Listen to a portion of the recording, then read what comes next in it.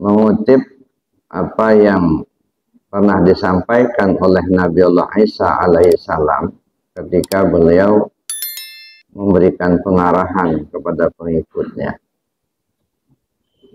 Umurmu itu, waktumu itu hanya 3 hari saja. Hari yang lalu kau tidak mungkin bisa kembali, hari ke depan belum tentu kau masih hidup. Hari ini yang kau hidup itulah waktu untukmu. Hari ini cuma 3 jam saja. 1 jam yang lalu tidak mungkin akan kembali, 1 jam mendatang belum tentu masih hidup. 1 jam ketika kau hidup itulah waktu untukmu. 1 jam itu cuma 3 menit saja. Menit yang lalu tak akan terulang, menit mendatang belum tentu milikmu. 1 menit ketika kau hidup itulah waktu untukmu. 1 menit itu diambil 3 detik saja. 1 detik yang lalu tak mungkin akan terulang kembali. 1 detik mendatang belum tentu kau masih hidup. 1 detik ketika kau hidup itulah waktu untukmu. 1 detik itu bukan detikan jam, tapi detakan jantung. Detakan jantung yang lalu tak akan terulang kembali, seindah apapun yang kau alami. Detakan jantung yang akan datang, belum tentu kau masih hidup. Ketika jantung berdetak, nafas berhembus, kau hidup, itulah sebenarnya waktu untukmu.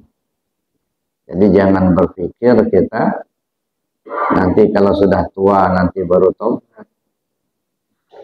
Jangankan pikir sudah tua nanti, berpikir besok saja belum tentu masih hidup, Bapak. Jadi kita untuk mensiasati waktu atau umur yang kita jalani ini, kita berpikirnya setiap detakan jantung, setiap hembusan nafas. Ya, ketika jantung berdetak, nafas berhembus, ingat tidak kepada Allah. Ya, sebab itu sudah diwanti-wanti betul oleh Allah. Ya.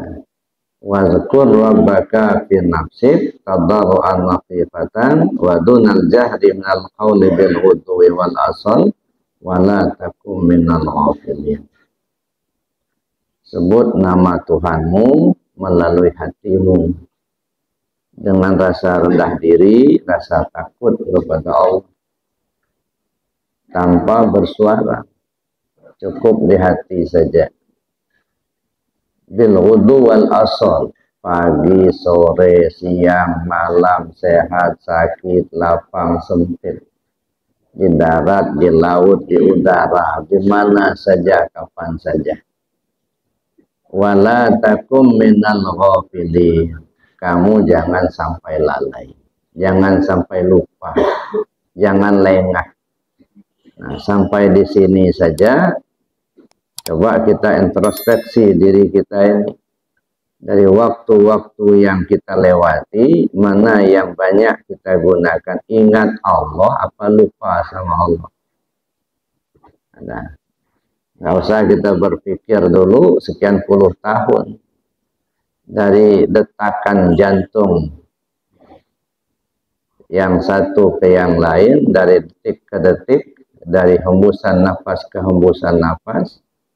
Ya, mana yang banyak kita gunakan mengingat Allah atau lupa sama Allah. Idza zakartani syakartani wa idza nasitani kafartani. Kalau kamu ingat aku, kata Allah, tanda syukur. Kalau kamu lupa aku, tanda kufur. Nah, jadi lupa saja kita kepada Allah itu sudah kufur nikmat, Bapak Ibu. Jadi yang kita berdosa itu bukan karena kita maling atau judi aja, enggak ingat Allah saja itu sudah dosa. Nah, karena Allah perintahkan kita supaya ingat, jangan sampai lalai, kata Allah. Wala takum minal ghafilin, kamu jangan sampai lalai. Nah, maka saya bilang tadi, sedetak jantung, sehembus napas tidak ingat Allah, itu namanya lalai. Ketika lalai, dosa. Jadi oleh karena itu kita memperhatikan perjalanan hidup kita yang sudah kita lewati ini, banyak ingatnya sama Allah atau banyak lupanya. Nah, setelah kita menemukan jawabannya, nah tentu kita akan perbaiki. Kalau memang banyak ingatnya supaya dipertahankan, kan begitu. Kalau banyak lupanya supaya diperbaiki agar tidak lupa lagi. Nah, tapi untuk itu perlu ada pelatihan, Bapak Ibu. Nggak bisa hanya sekedar kita dengar ceramah. Tetapi kalau dilatih, melatihnya itulah yang disebut dengan zikir khafi, zikir di hati. Jadi tidak, walaupun tidak disebut dengan lisan, tapi di hati. Ingat kita ke Allah. Tetapi untuk mengingat Allah itu, tentu kita harus kenal dulu. Kenal kepada Allah itu. Kalau tidak kenal, gimana mengingatnya? Makanya, awalu wajibin alal insani ma'rifatul ilahi bistiqamah. Kewajiban pertama bagi seorang hamba itu adalah mengenal Tuhannya dengan penuh keyakinan. Nah, untuk penuh keyakinan ini artinya sempurna pengenalan. Nah, mungkin penuh keyakinan kita akan Tuhan kita kalau tidak sempurna pengenalan. Ada orang cuma kenal namanya saja, itu belum sempurna. Karena yang kita sembah bukan nama. Ada orang yang sudah kenal nama dan kenal sifatnya. Ada yang sudah kenal afalnya. Ada yang sampai kenal kepada zatnya. Jadi yang perlu kita kenal itu tentang Allah itu adalah sampai ke zat. Mengenal zat.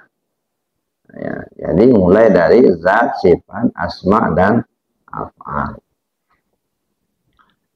Nah, itu untuk kita mengingat Allah. Sebab tidak mungkin kita akan yakin dengan sempurna kalau kita belum mengenalnya. Maka di situ diperlukan kajian ilmu tasawuf nazari. Nah, ilmu tasawuf nazari itu ilmu ma'rifat. Jadi ada tasawuf amali, itu ilmu tarekat, ada tasawuf nazari, ilmu ma'rifat. Kemudian Bapak Ibu, setelah kita memahami umur kita ini, kita habiskan kemana? Katakanlah kita sekarang sudah berumur 60 tahun, ada yang sudah 70 tahun, ada yang sudah mungkin lebih. Sebenarnya sekian puluh tahun itu adalah pergantian siang dan malam. Siang, malam, siang, malam. Sudah 60. Siang, malam, siang, malam. Tidak terasa, udah 70 pula umurnya.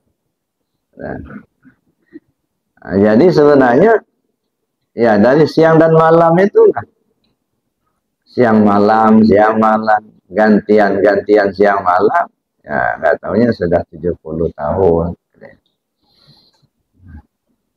Siang malam itu di siang hari 12 jam, di malam hari 12 jam. Ya, jumlahnya ada 24 jam. 24 jam ini diisyaratkan 2 kalimat syahadat. La ilaha illallah hurufnya ada 12, Muhammad Rasulullah hurufnya ada 12. Ya. Jadi 12 tambah 12 ya 24. Jadi mengisyaratkan sehari semalam itu nggak boleh lepas dari 2 kalimat syahadat. Ya. Terus menerus. Nah, di 2 kalimat syahadat nggak boleh lepas. Karena la ilaha illallah itu 12 hurufnya, Muhammad Rasulullah juga 12 hurufnya. Itu mengisyaratkan bahwa kita harus selalu berada dalam dua kalimat syahadat. La ilaha illallah Muhammad Rasulullah. Lalu kemudian Bapak Ibu yang saya hormati, ketika kita mengkaji tentang dua kalimat tersebut, ada la ilaha illallah Muhammad Rasulullah, banyak isyaratnya di sana. La ilaha illallah itu ada 4 suku kata, Muhammad Rasulullah 3 suku kata. Nah, jadi itu 7 suku kata. Nah, 7 suku kata ini mengisyaratkan bisa disebut dengan 7 hari dalam sepekan. Jadi setiap harinya kita tidak boleh lepas dari 2 kalimat syahadat. Bisa mengisyaratkan 7 alam. Nah, 7 alam ini yang kita kaji mulai dari alam ahdah, alam wahdah, alam wahdiyah, ya, alam ruh, alam misal, alam ajsam, dan alam insan. Ini kajian alam 7. Ya. Kajian alam 7 itu untuk memahami keberadaan diri kita. Siapa sebenarnya diri kita ini? Makanya diperintahkan oleh Allah, "Falyanzuril insanu mimma khuliq." Hendaklah manusia ini memperhatikan tentang dirinya dari apa diciptakan. Nah, ini berarti mengkaji diri. Maka disebut tasawuf nazari tadi. Nah, kalau ini perlu paham, Pak. Ada. Nah, kalau di sini perlu dipahami. Jadi tidak banyak pengamalan di sini, tapi dipahami.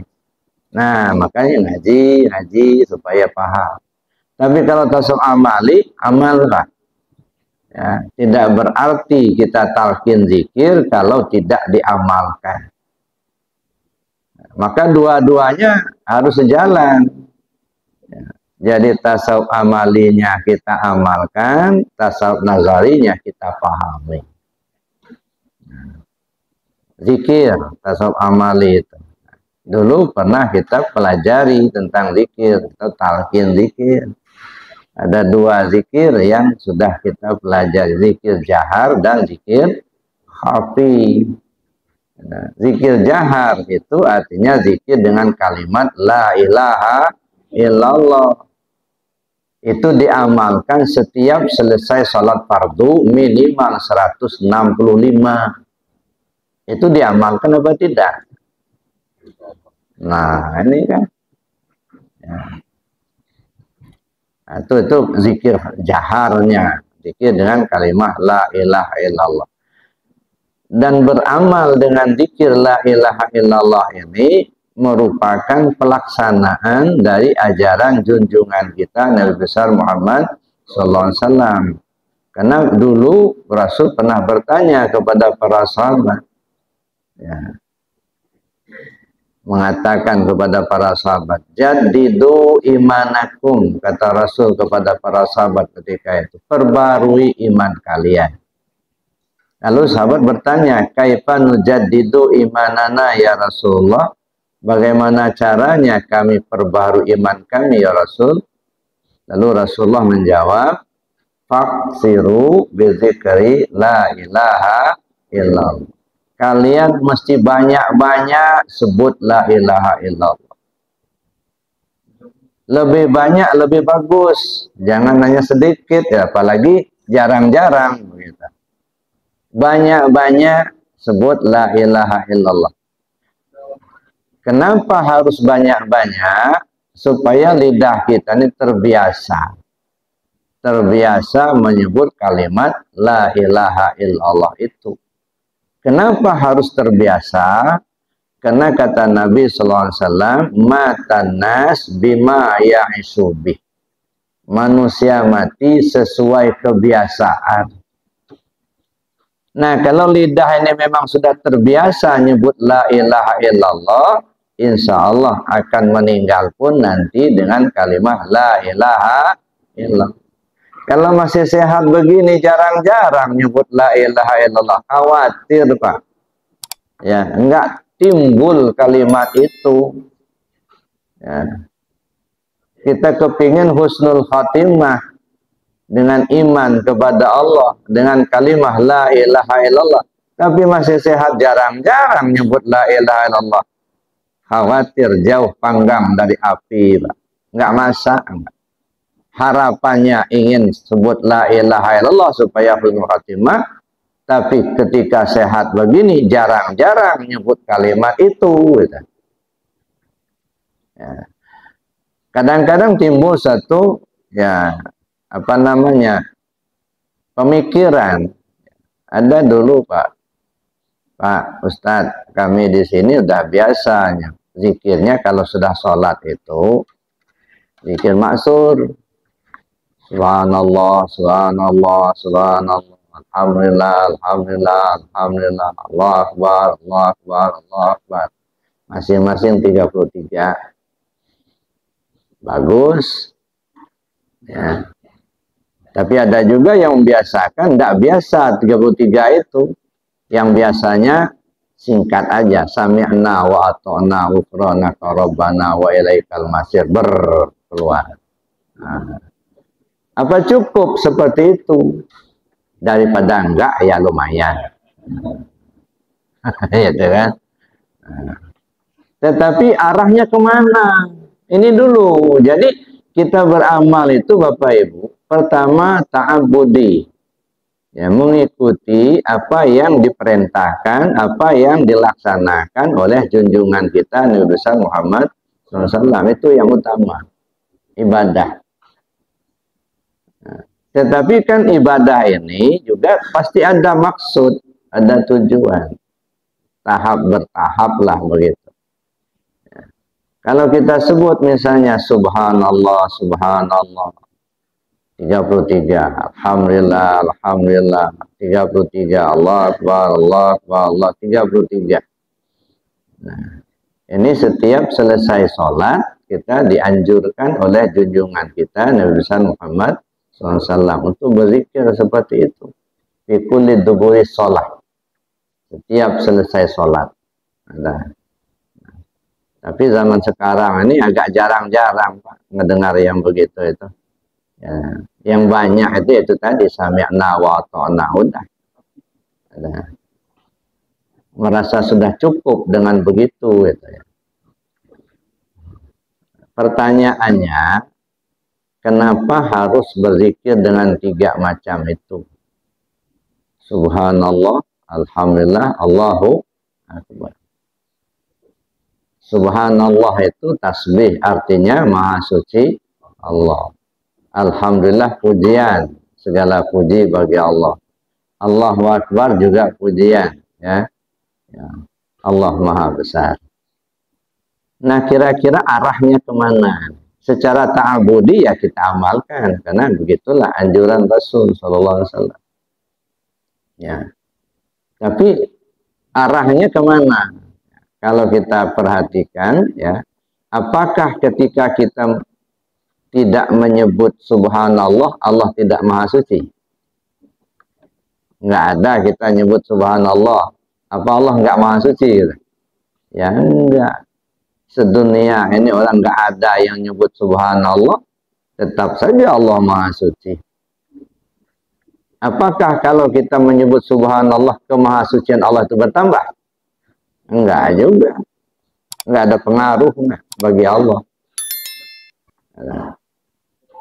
Tetapi apa maksudnya? Ini ya kalau menurut saya ini namanya zikir penyadaran.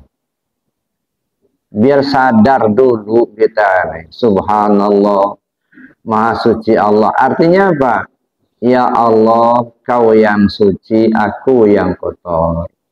Ngaku kita kalau yang suci itu Allah, bukan kita. Kita ini kotor, banyak dosa, banyak nggak tahu, banyak bodohnya.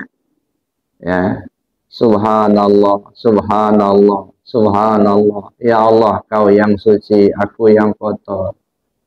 Kau yang suci, aku yang kotor.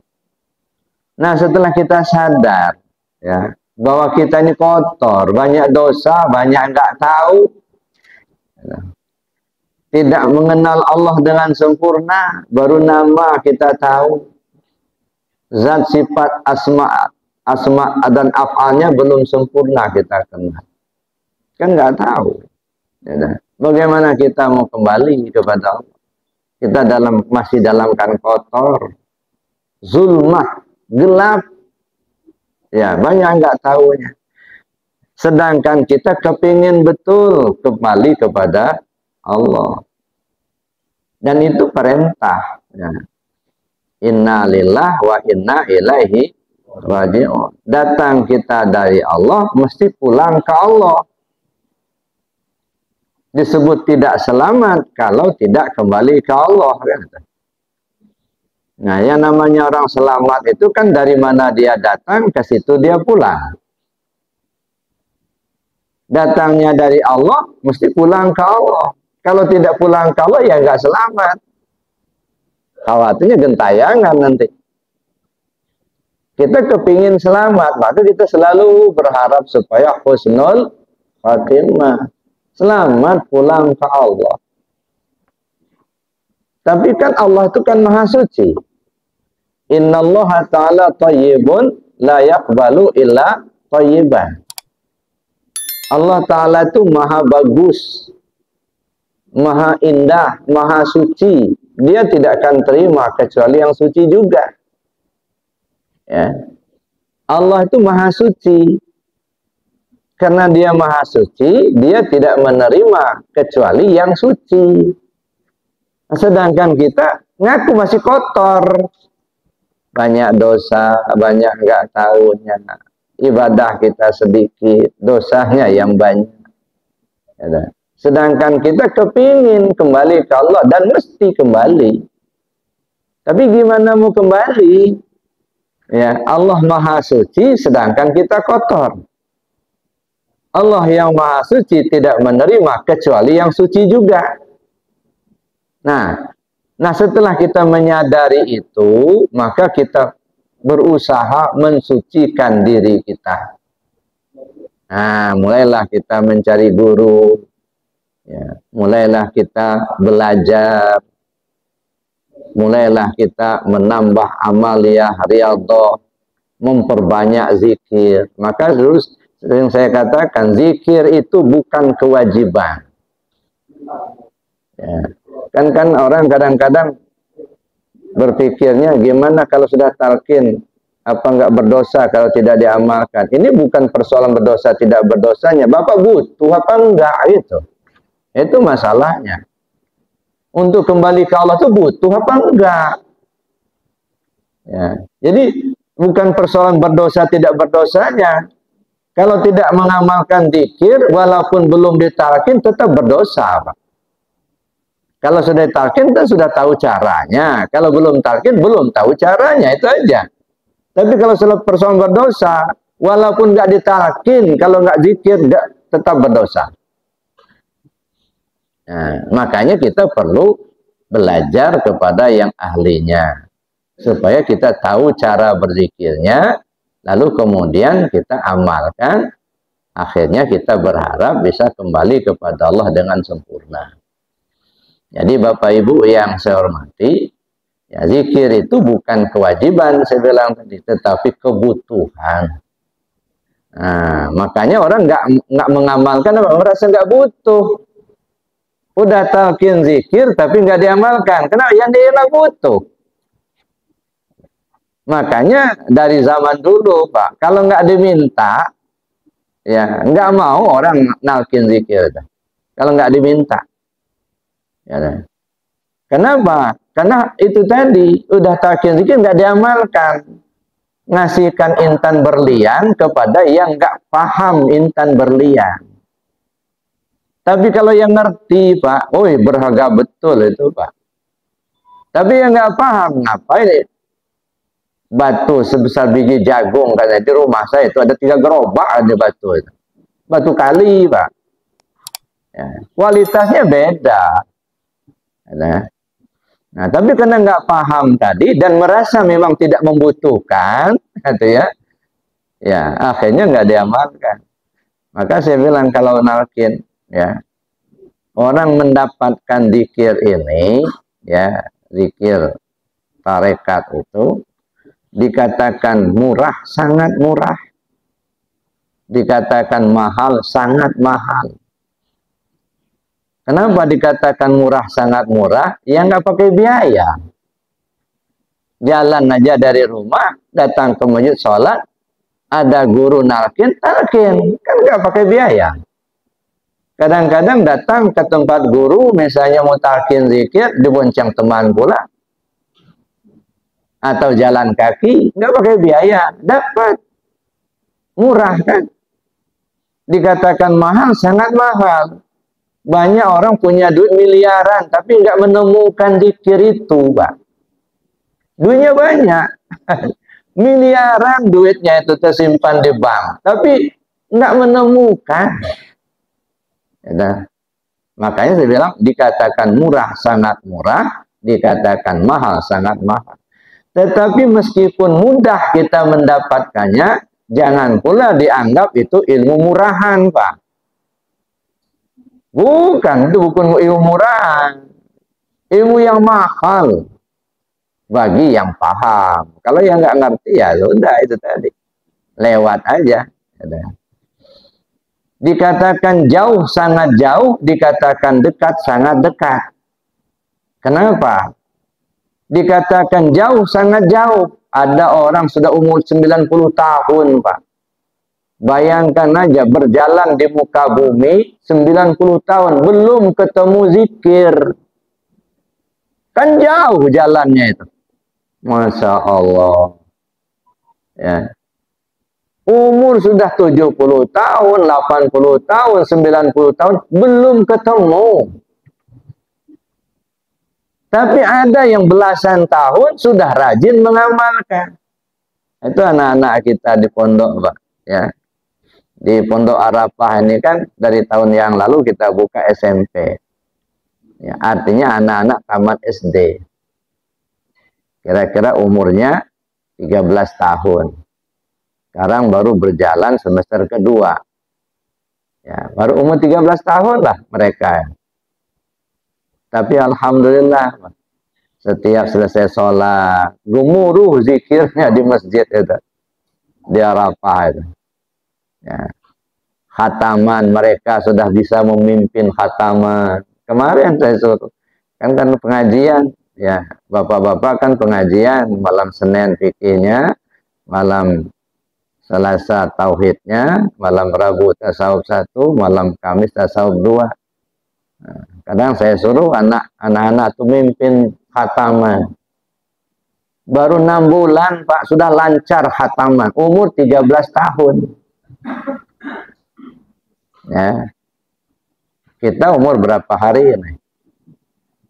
Nah, sudah lama talqin zikir. Jangankan hafal khataman, ngamalkan zikir, silsilah saja belum hafal. Kenapa? Karena merasa nggak butuh tadi. Ya, bukan bodoh, bukan. Pintar-pintar kok. Cuman merasa nggak butuh. Makanya nggak ada upaya untuk mengamalkan itu. Ya, maka saya bilang, ikhwan TKN, amaliyah pokoknya ada 4. Ya, itu amaliyah pokok ikhwan TKN. Pertama, zikir jahar diamalkan setiap selesai sholat fardu, minimal 165. Kalau darurat, boleh 3 kali saja, tapi sore atau malamnya diqadha. Itu satu. Yang kedua, zikir khafi. Terus menerus. Hati itu diisi dengan zikir khafi.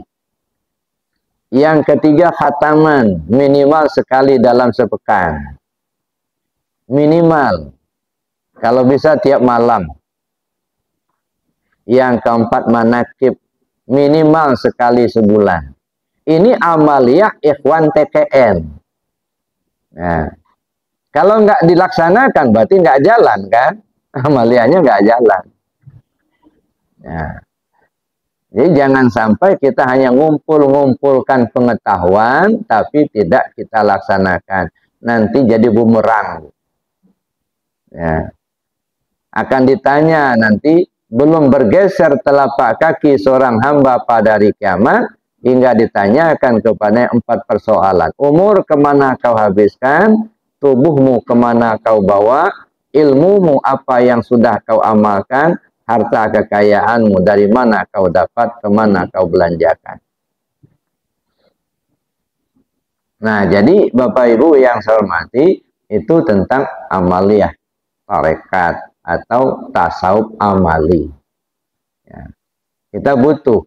Nah, makanya tadi saya katakan, kenapa subhanallah, alhamdulillah, Allah Akbar. Karena sadar dulu kita, bahwa kita ini betul-betul ingin kembali ke Allah. Bukan persoalan dapat pahala, bukan persoalan surga, bukan. Ya. Sering saya katakan, kalau pahala itu otomatis. Tidak diminta, pasti dikasih. Karena sudah janji Allah. Wa may ya'mal misqala dzarratin khairan yarah wa may ya'mal misqala dzarratin syarran yarah. Ya sudah, asal berbuat pasti dapat. Makanya dosa dan pahala itu adalah sebab akibat. Karena kita gunakan anggota tubuh kita ini untuk berbuat baik, maka kita dapat pahala. Anggota tubuh ya zahir kan 8. Mata, telinga, hidung, mulut, tangan, kaki, perut, dan kemaluan. Kita gunakan untuk yang baik, dapat pahala. Melihat yang baik, dapat pahala. Ngomong yang baik, dapat pahala. Itu ya. Tangan berbuat yang baik, dapat pahala. Jadi urusan pahala itu adalah urusan balasan dari perbuatan. Nah, sebaliknya kalau kita berbuat jahat, berbuat maksiat, dapat dosa. Jadi pahala itu balasan dari perbuatan yang baik kita lakukan. Ya. Dosa itu balasan dari perbuatan jahat yang kita lakukan.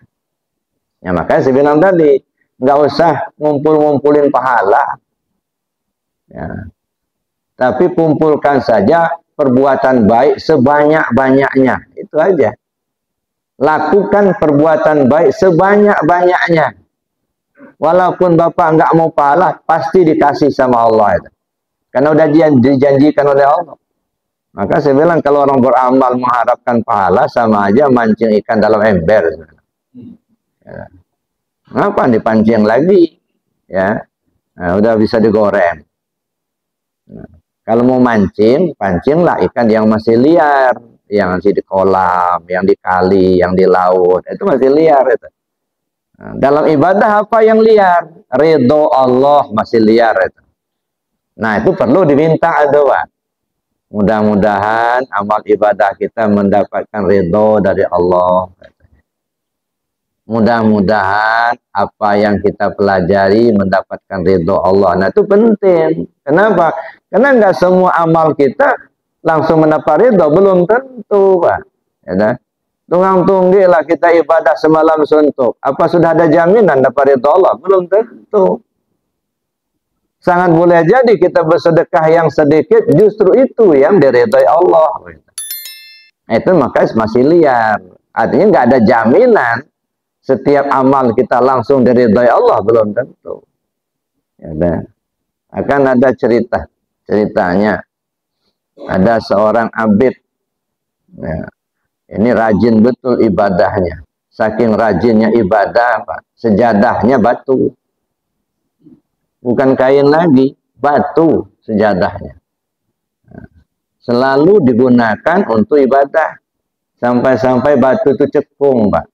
Yang tentang dahinya sudah cekung, tentang lututnya sudah cekung, batu itu. Ya, karena digunakan untuk ibadah, sholat. Nah, kita nggak bisa ngebayang ya berapa rakaat sholatnya itu. Ya. Udah cekung batunya karena digunakan untuk ibadah itu. Giliran mau mati, gitu, datanglah Israel. Orang ini tanya, Israel, kamu datang ke saya Untuk menjemput saya apa untuk silaturahim? Saya diperintahkan Allah untuk menjemput kamu. Kata orang ini, Israel, sebelum kau mencabut nyawa saya, coba tanyakan dulu kepada Allah, kalau saya mati di surga tingkat berapa tempat saya? Nah, udah yakin betul mau masuk surga. Langsung dijawab oleh Allah, kalau kamu sudah mati, tempat kamu neraka tingkat 7. Protes orang ini. Ya Allah, kenapa tempat saya neraka tingkat 7 sedangkan saya rajin ibadah? Kata Allah, kamu ibadah bukan karena aku, karena surga aku. Surga itu makhluk aku, kamu nggak kenal aku nggak? Jadi bukan menuju aku, bukan, tapi menuju surga. Surga itu makhluk, pemberianku. Nah ini makanya saya bilang tadi, ya, mesti kita tanamkan di hati kita ini, ilahi anta maksudi. Ya Allah, kau yang kutuju. Nggak nuju-nuju yang lain, nggak. Udah belajar zikir, udah rajin ibadah kita, rahmat Allah bercucuran, alhamdulillah. Rajin zikir, rajin ibadah, tapi malah usaha bangkrut. Umpama jabatan non-job, itu bukan tujuan, itu hanya sekedar pemandangan di perjalanan menuju Allah. Mau ada rahmat syukur, kalaupun diuji pun kita sabar. Ya, bukan itu tujuan. Tujuannya untuk kembali kepada Allah. Ilahi anta maksudi. Ya Allah, kau yang kutuju. Makanya sering saya katakan, ilahi anta maksudi waridho kamatlubi, ini rel dalam beribadah. Ibarat kereta api, kalau lepas dari relnya terguling, Pak. Ilahi anta maksudi waridho kamatlubi. Ya Allah, kau yang kutuju, ridhomu yang kuharapkan. Ya udah itu aja. Mau dikasih seperti apa terserah, asal Allah ridho, gitu. Nah, jadi kita tidak memaksakan kehendak kita kepada Allah, tapi kita ikhlas menerima ketetapan Allah. Maka saya bilang ini bukan lagu wajib, ya, tetapi rel dalam beribadah, ya, menuju Allah. Dan ini harus tertanam dari sekarang. Kenapa harus tertanam dari sekarang? Khawatir angan-angan yang kita tanam semasa hidup akan terbawa-bawa sampai mati. Kalau yang diangan-angankannya Allah, apapun godaan nanti nggak akan mau kita ikuti, karena yang kita angan-angankan ya Allah, begitu. Tapi kalau yang diangan-angankan surga aja, bidadari, khawatir betul gelincir, Pak. Nanti di perjalanan ada gadis-gadis cantik nih, manggil-manggil. Pak, sini Pak, katanya. Kami bidadari yang Bapak cari, katanya. Karena memang nyari-nyari begitu, gitu. Ya, harap-harap bidadari seperti itu. Ikut sama mereka. Ini benar ada bidadari cantik-cantik ini. Ikut sama mereka. Ya, begitu ngikut, gelincir Pak, jadi kuntilanak nanti. Nggak jadi sampai ke Allah. Nah, jadi itu Bapak Ibu yang saya hormati, itu arahnya ke sana. Jadi makanya saya bilang tadi, amalan, laksanakan amalia itu. Nah, lalu setelah kita melaksanakan amalia, ya karena kita sudah ada kesadaran tadi, Allah yang suci, kita ini kotor, maka kita belajar. Ya.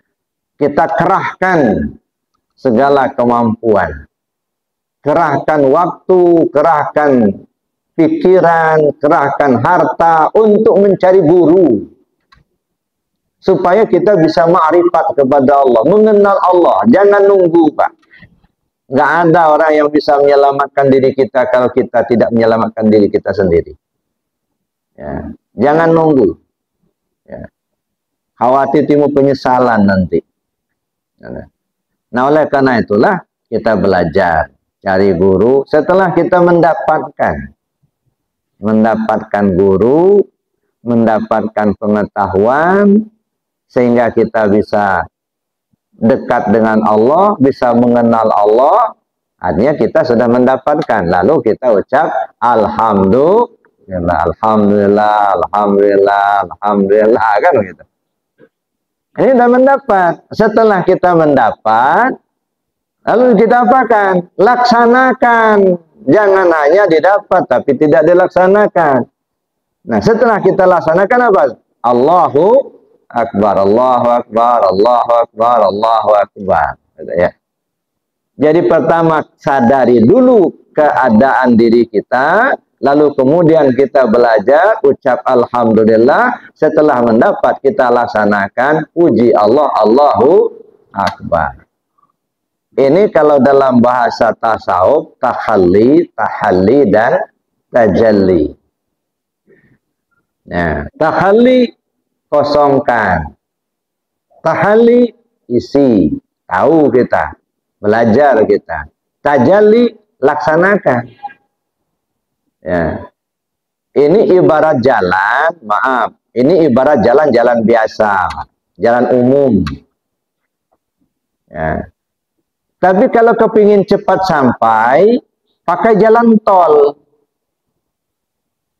Mana jalan tolnya? La ilaha illallah, itu jalan tol. Kalimat singkat, tapi tahalli, tahalli, tajalli sudah tercakup di situ. Gampang mengamalkan, lebih besar pahalanya, lebih cepat sampainya kepada Allah.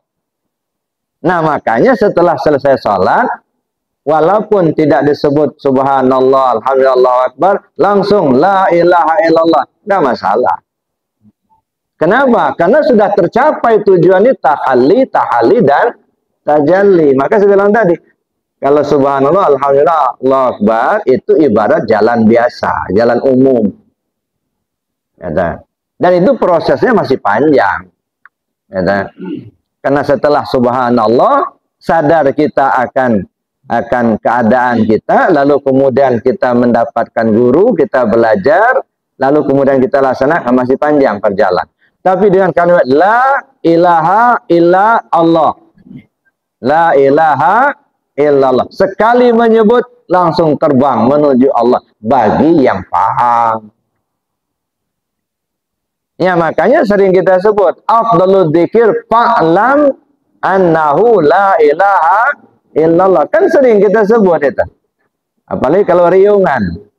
Afdalul dzikir fa'lam annahu la ilaha illallah. Cuman kadang-kadang kita nyebut kalimatnya aja, kita lupa memahaminya. Dzikir yang paling agung, afdal, yang paling agung, paling afdal, fa'lam, ketahuilah bahwa zikir yang paling agung itu adalah la ilaha illallah. Nah, dengan adanya kalimat fa'lam, ketahuilah, nah berarti berilmu dulu, Pak. Itu ya. Nggak mungkin kita bisa mengetahui tanpa ilmu. Jadi untuk mendapatkan afdalnya, kita harus berilmu dulu tentang kalimat itu, baru kita mendapat afdalnya. Nah, berilmu tentang apa? Karena ilmu dalam Islam itu kita mengenal ada 4 ilmu, ada ilmu syariat, ada ilmu tarekat, ada ilmu hakikat, ada ilmu ma'rifat. Berarti kita mengenal, mengetahui la ilaha illallah itu dari 4 sudut ilmu ini. Tahu la ilaha illallah dalam ilmu syariat seperti apa? Tahu la ilallah dalam ilmu tarekat, bagaimana cara mengamalkan. Tahu la ilallah dalam ilmu hakikat, apa isinya. Tahu la ilallah dalam ilmu ma'rifat, bagaimana memakainya. Baru dah dapat afdolnya gitu. Ini kan nggak cuma diucap-ucap aja, tapi nggak pernah kita pahami sehingga tidak terlaksanakan dalam hidup kita gitu. Dianggap udah biasa-biasa aja gitu. Akhirnya umur sudah tua, kita belum mendapatkan juga. Kubur lebih dekat. Ya. kubur bertambah dekat, kita belum juga mendapatkan. Ya, khawatir Pak. Ya, khawatir nanti berat tanggung jawabnya. Ya. Nah, oleh karena itulah maka bagi orang yang paham, dia akan mengerahkan segala kemampuannya. Baik waktu, pikiran, maupun dana. Untuk apa? Mencari guru supaya bisa menemukan itu. Oleh karena itu Bapak Ibu yang saya hormati, dzikir la ilaha illallah itu merupakan amaliyah. Jadi dari tarekat Qadiriyah Naqsabandiyah yang kita sudah pelajari. Nah, kemudian yang berikutnya, yang kedua tadi adalah tasawuf nazari. Nah, kalau tasawuf nazari ini kita mengkaji diri, keasalan diri. Maka saya bilang tadi ada alam 7. Nah, kita mengenal alam 7 itu apa itu? Alam 7 itu tajalizat kepada sifat. Ya. Untuk apa kita kaji? Supaya kita mengenal sebenar-benar diri kita ini siapa. Ya. Nah, mulailah kita mengkaji. Nah, insya Allah ke depan kita coba membuka atau mengkaji ya Sirul Asrar yang ditulis oleh Sultan Aulia Syekh Abdul Qadir Jailani. Qaddasallahu sirruhu aziz. Nah, untuk membarakah, mari kita mulai saja dulu ini. Insya Allah ke depan nanti kita sudah mulai masuk ke tasawuf nazari. Nah, jadi tasawuf amali mungkin saya tidak akan banyak menggubris lagi. Nah, tinggal pengamalan saja. Adapun hal-hal yang kurang jelas nanti mungkin bisa ditanyakan. Ya, kita akan beranjak ke tasawuf nazari. Nah, di tasawuf nazari ini, nah ini paham yang perlu Pak. Ya, nggak banyak pengamalan, tetapi pemahaman. Ya. Kita ngambil berkahnya dulu, karena waktu sudah agak siang. Ya. Ila hadratin Nabi Muhammad Rasulullah sallallahu alaihi wasallam. Bismillahirrahmanirrahim. A'udzubillahi minasyaitonir rajim. Bismillahirrahmanirrahim. Alhamdulillah rabbil alamin arrahmanir rahim maliki yaumiddin. Iyyaka na'budu wa iyyaka nasta'in. Shiratal mustaqim. Shiratal ladzina an'amta 'alaihim ghairil maghdubi 'alaihim waladdallin. Khususan ila hadrati Sultan Aulia Ghausul Azam Qutubil Alamin Sayyid Syekh Muhyiddin Abdul Qadir Jailani. Qaddasallahu sirrahu. Wa nafa'ana ilmuhu fi daraini al-Fatihah. A'udzu billahi minasyaitonir rajim. Bismillahirrahmanirrahim. Alhamdulillahirabbil alamin. Iyyaka na'budu wa iyyaka nasta'in. Shiratal ladzina an'amta 'alaihim ghairil maghdubi 'alaihim waladdallin. I'lam waffaqakallahu lima yuhibbu wa yarda. Ketahuilah, semoga Allah memberikan taufik kepadamu ya, lima yuhibbu wa yarda, kepada segala yang dicintai dan diridhai Allah. Jadi semoga Allah memberikan taufiknya kepada kita semua tentang apa yang dicintai Allah dan apa yang diridhai oleh Allah. Lama khalaqallahu ta'ala ruha Muhammad. Ketika Allah menciptakan ruh Muhammad awalan, pertama kali.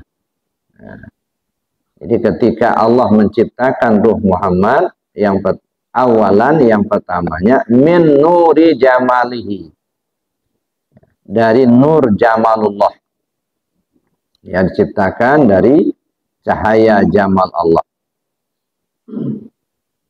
Kama qala Allah azza wa jalla, sebagaimana firman Allah, halaqtu ruha Muhammad min nuri wajhi, saya ciptakan ruh Muhammad dari cahaya zatku. Kama qala Nabi sallallahu alaihi wasallam, sebagaimana apa yang telah disebutkan, disampaikan oleh Rasul sallallahu alaihi wasallam, awwalu ma khalaqallahu ruhi, yang pertama kali diciptakan Allah itu adalah ruhku, kata Rasul. Wa awwalu ma khalaqallahu nuri. Yang pertama kali diciptakan Allah adalah nurku. Wa awwalu ma khalaqallahu al-qalam. Pertama kali diciptakan Allah adalah al-qalam. Wa awwalu ma khalaqallahu al-aql. Pertama kali diciptakan Allah adalah akal. Fal muradu minha syai'un wahidun. Maksud dari semuanya itu adalah satu saja, sama. Kadang-kadang disebut Ruh Muhammad, disebut juga Nur, ya, Nur Muhammad atau Nur Zat. Ya. Kemudian disebut juga apa namanya, Qalam, disebut juga akal. Itu semuanya satu sebenarnya, sama. Makanya fal muradu minha syai'un wahidun. Jadi maksud semuanya itu adalah sama, satu. Wawal hakikatul Muhammadiyah. Itu hakikat Muhammad, ya. Ini berawal dari alam 7 saya katakan tadi. Alam 7, alam ahdah. Pertama, alam ahdah itu artinya lingkaran kosong. Ini lambangnya ibarat lingkaran kosong. Apa maksudnya itu?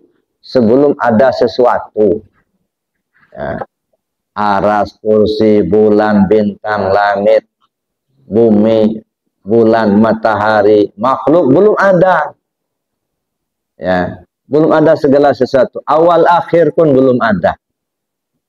Itu yang disebut alam ahdah atau disebut lingkaran kosong. Ya. Kalau bahasa Padangnya sabulun alun baralun. Sebelum segala sesuatu ada. Nah, ketika itu apa kata Allah dalam hadis kursi? Ana kanzan makhfiyah. Fa uhibbu an u'rafa. Fa khalaqtul asya liya'rifuni. Saya ini kata Allah perbendaharaan yang tersembunyi. Saya suka untuk dikenali. Maka aku ciptakanlah makhluk supaya mereka mengenal aku. Nah, ini di awal. Jadi pada saat itu, ya, ana kanzan makhfiyah. Fa uhibbu an u'rafa fa khalaqtul asya liya'rifuni. Saya ini perbendaharaan yang tersembunyi. Saya suka untuk dikenali dan karenanya aku ciptakan makhluk supaya mereka mengenal aku. Maka tugas utama kita itu adalah mengenal Allah itulah. Maka Nabi SAW ketika menyampaikan dakwah agama, yang pertama kali disampaikan tentang pengenalan kepada Allah. 13 tahun Pak berdakwah di Mekah, itu yang disampaikan itu tentang akidah, pengenalan kepada Allah. Belum amaliyahnya, belum. Urusan ibadahnya belum. Ya, baru masuk kepada akidah. Nah, ini yang perlu pertama. Ya, itu yang pertama. Karena Allah suka dikenali, Allah punya iradat, kehendak. Ya, menciptakan makhluk. Lalu muncullah yang disebut dengan alam wahdah. Ini alam yang kedua. Dalam bahasa tasawuf ini disebut nuqtoh satu. Nuqtoh awal. Atau disebut penampakan kali pertama. Nah, itu tajalli awal. Ya, yang disebut alam wahdah. Atau disebut juga nur zat. Nah, mulailah menampakkan diri dalam nur zat. Nah, setelah itu lebih jelas lagi penampakan kali kedua menjadi nur Muhammad atau disebut alam wahdiyah. Jadi ahdah, wahdah, wahdiyah. Ya, kalau wahdah zatul haq atau sering disebut zatul buhti. Ya, dah. Dari zatul haq mentajalikan dirinya dalam nur zat. Ini penampakan kali pertama. Atau disebut nuqtah satu. Lalu kemudian penampakan kali kedua, itu yang disebut dengan nuqtah sani, atau disebut Nur Muhammad. Dari Nur Muhammad lebih memperjelas lagi yang disebut Ruh Muhammad. Maka sudah berada di alam arwah. Nah, di alam arwah itulah kemudian kita menerima amanah. Inna aradnal amanata 'ala samawati wal ard, kata Allah. Aku ingin serahkan sebuah amanah penting kepada kalian. Ini khitabnya kepada semua ruh ketika itu.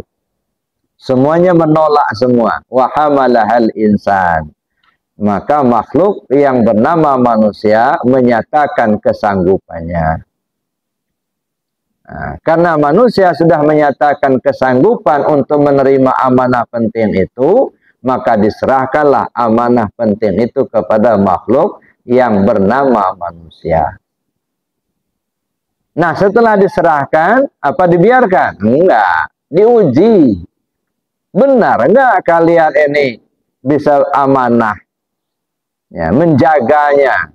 Apa tugas kita tentang amanah yang satu ini? Ada 4. Pertama, kita wajib mengenalnya. Yang kedua, wajib menjaganya.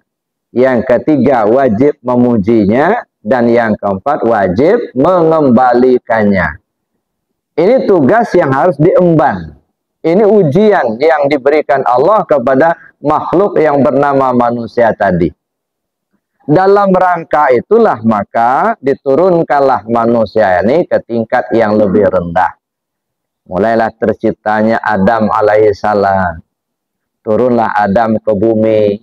Untuk apa? Memperbanyak penanggung diri rahasia.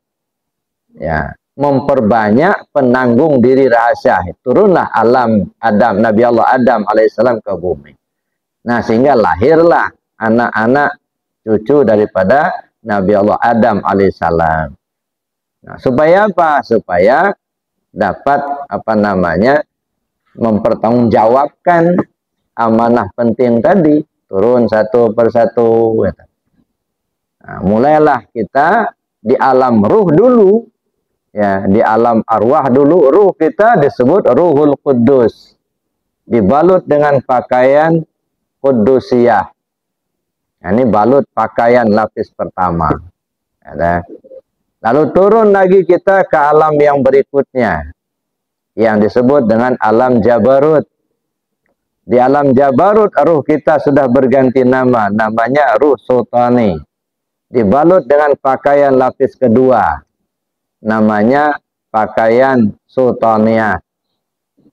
Turun lagi ke alam berikutnya yang disebut alam Malakut.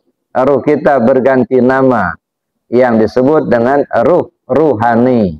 Maka dibalut dengan pakaian lapis ketiga, namanya pakaian ruhaniyah.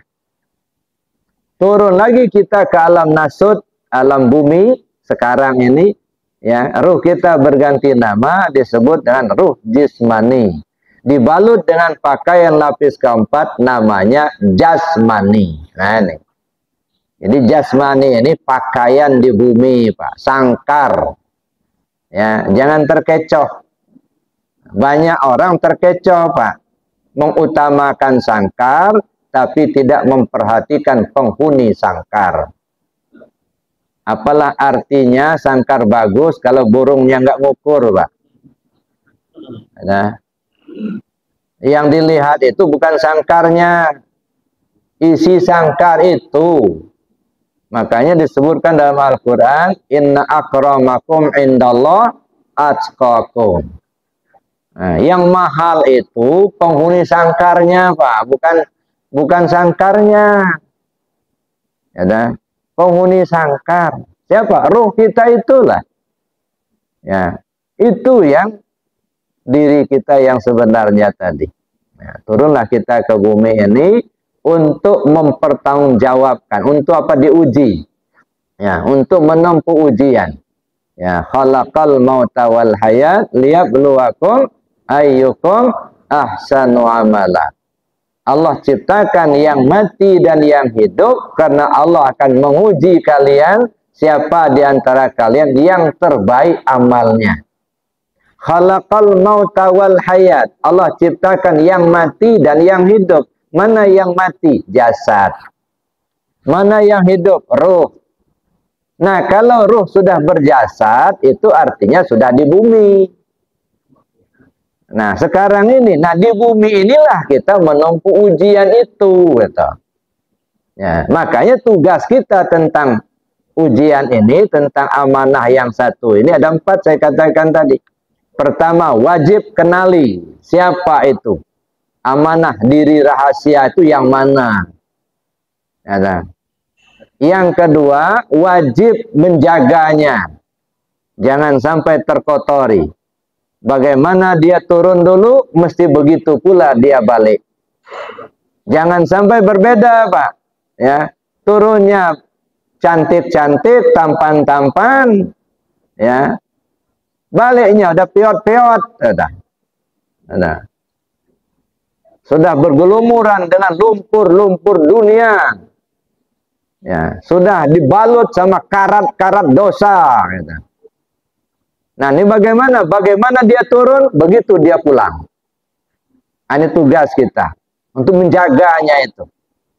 Nah, yang ketiga, kita wajib memujinya. Pujilah dia.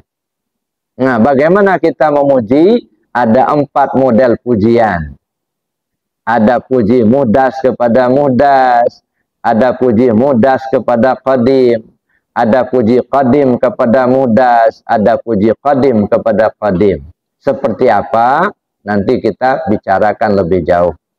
Ya. Atau cari guru yang ahlinya, yang bisa menjelaskan. Jangan bertanya kepada yang nggak ngerti. Ya, nah. Ini kan kadang-kadang kita ini kan, ya gimana ya? Nanyanya kepada yang nggak paham. Datang ustadz satu, gitu. Pak Ustadz, kata Pak Ustadz itu begini, begini, begini. Menurut Pak Ustadz gimana? Dia ngerti apa enggak, gitu. Ujung-ujungnya diadu ustadz sama ustadz. Nah, ini nggak benar yang begini nih. Kalau belajar benar, gitu. Jangan ngadu-ngadu, gitu. Kadang-kadang maaf ini di tempat lain, kadang-kadang jamaah itu bukan mau belajar, Pak, tapi jadi juri. Menilai ustadz. Oh, bagus ustadz itu. Bagaimana bagusnya? Banyak ketawanya, sakit perut saya ketawa. Oh, di situ bagusnya itu ya. Ada. Kalau ustadz satu kurang. Kenapa kurangnya? Nggak ada humornya. Masya Allah. Jadi bukan belajar jadi juri gitu ya. Ya. Masih mendingan jadi juri, Pak. Kadang-kadang ngadu domba gitu. Kata si ustadz begini, itu begitu. Bagaimana menurut Pak Ustadz? Oh begini, oh, enggak benar. Nah, udah. Nah, jangan. Jadi kalau kita menghadapi guru, kita betul-betul belajar, Pak. Supaya kita tahu untuk kita laksanakan. Ya. Nah, jadi kita lanjut, Bapak Ibu. Ya, sedikit lagi. Jadi artinya, pakaian di dunia ini adalah jasmani kita. Ya. Makanya kita mengalami ujian di sini. Pertama, kenali dulu. Kemudian jaga. Yang ketiga, puji. Dan yang keempat, kembalikan. Nah, mengembalikannya ini sebelum ajal tiba. Ya, makanya jelas-jelas Allah katakan, wa anfiqu mimma razaqnakum min qabli an ya'tiya ahadakumul maut. Infakkan, serahkan apa yang sudah Allah berikan kepadamu sebelum ajalmu datang. Nah, kembalikan. Cuman seperti saya bilang tempo hari, kadang-kadang kalau sudah bicara infak, duit ya. Bukan, Pak. Infak apa yang Allah berikan padamu, serahkan lagi. Ya. Allah beri kita hayat, hayat punya Allah, balikkan. Jangan ngaku-ngaku punya hayat gitu ya. Ya, Bapak Ibu punya ruh apa enggak? Ibu ada ruhnya enggak? Ada. Pernah bikin? Nah. Loh, kok punya tapi enggak pernah bikin? Oh, beli di mana? Ruhnya itu bukan ruh kita, Pak. Ruhnya Allah. Fanafaktu fihi min ruhi. Aku tiupkan ruhku, kata Allah begitu. Berturu-turu Allah itu. Nah, balikkan itu. Punya Allah, bukan punya kita. Kalau apa yang diberikan ini tidak dikembalikan sampai ajal tiba, tanggung jawab tuh. Nah, itu berat itu tanggung jawabnya. Ya. Dikasih pinjaman, nggak dibalik. Dikasih pinjam, ngaku punya. Nah, ini susah. Minjam mobil, nggak dibalik-balikan. Udah nganggap punya dia, itulah. Jadi urusan itu lapor sama polisi nanti. Nah inilah, jadi kalau sudah pinjaman Pak, balikin. Jangan ngaku-ngaku punya. Memang kita nggak punya kok. Ya, ilmu kita punya Allah, balikkan. Punya Allah. Melihat kita basar Allah, balikkan. Mendengar kita samanya Allah. Nah, kembalikan semua. Nah, kalau sudah kembali semua, aman. Ya. Insya Allah yang disebut dan masuk surga tanpa hisab. Ya, kenapa? Yang apa yang mau ditanya lagi? Udah dibalikin semua. Nah, cuman ini kan enggak dibalikin. Nah, ditanya nanti. Mana? Yang dikasihkan dulu. Nah, nih. Jadi itu Bapak Ibu yang saya hormati, yang mudah-mudahan kita diberi petunjuk oleh Allah Subhanahu wa taala. Amin. Allahumma amin. Saya kira demikian saja dulu karena sangat dibatasi oleh waktu. Insya Allah ke depan kita berlanjut nanti mengkaji tentang Sirul Asrar yang ditulis langsung oleh Sultan Aulia Syekh Abdul Qadir Jalani pada sallallahu alaihi wasallam. Kita yang pengamal tarekat beliau, insya Allah kita mudah-mudahan kita diakui beliau sebagai muridnya. Ya. Jadi kalau tidak mengamalkan tarekat beliau, baru simpatisan saja. Ya. Karena kita sudah talqin zikir, pengamal tarekat Qadiriyah wa Naqsabandiyah, kita berharap mudah-mudahan kita semua diakui oleh Sultan Aulia sebagai muridnya. Bertemulah kita, bergabunglah kita dengan para aulia Allah nanti di akhirat bersama-sama dengan junjungan kita Nabi besar Muhammad sallallahu alaihi wasallam. Saya kira demikian Bapak Ibu. Mungkin ada waktu untuk tanya jawab, silakan. Baik, terima kasih Pak Ustaz. Tapi saya setelah menyimak tadi dan sudah beberapa kali sudah